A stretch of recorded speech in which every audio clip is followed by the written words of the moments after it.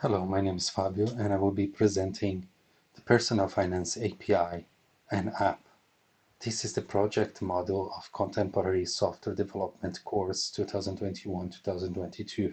I decided to take on this topic because personal finance is something that should be taught on schools for young people as soon as possible. And as we can see in this chart, people are struggling with debt. People are struggling with repayments. So my idea was to make an app that can bring a bit of tips, suggestions, education on personal finance to people. Now let's talk about the application. The application architecture I thought to be the best approach to bring the API as the main point.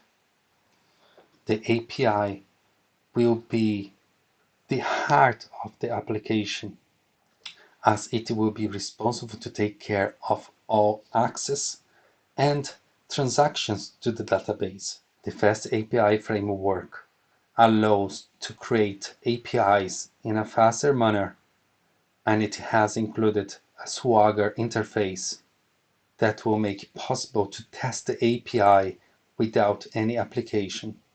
And I chose to deploy the API and the database on Heroku.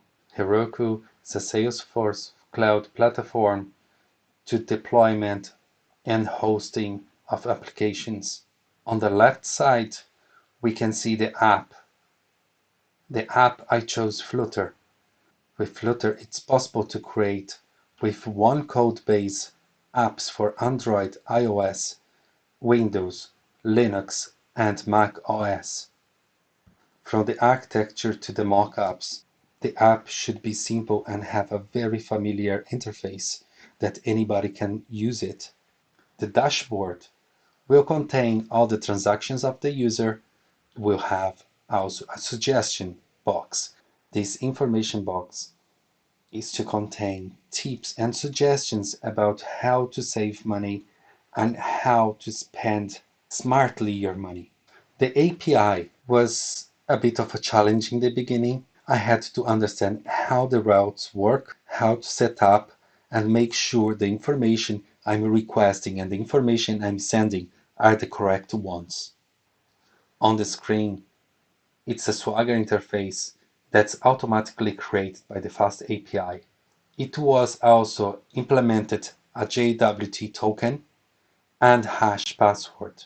And the JWT token will make sure to give the permission to the user where he should be. Only admins will be able to create, edit, and delete suggestions. Regular user will not have access to this part of the API. Now moving to the Flutter part, the app part. I was able to create the sign in and sign up screen, and I was able to connect them to the database, but I didn't have enough time to complete the dashboard. To learn Flutter was more challenging than to learn the Fast API framework. One point is that I had prior knowledge on Python, and that made it easier to learn the framework that's based on Python language. The requirements I chose was miscalculated by the time frame. Fast API is very robust and was easy to learn and implement it. Flutter is a very powerful framework, but there are challenges on the way and it needs a bit more time to learn.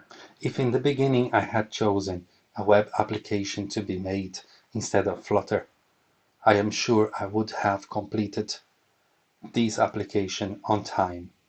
But also I'm glad I chose Flutter, because with Flutter I had a lot of new information to take on. I learned a lot of this framework, and I'm sure for a future development, and it's a challenge to myself.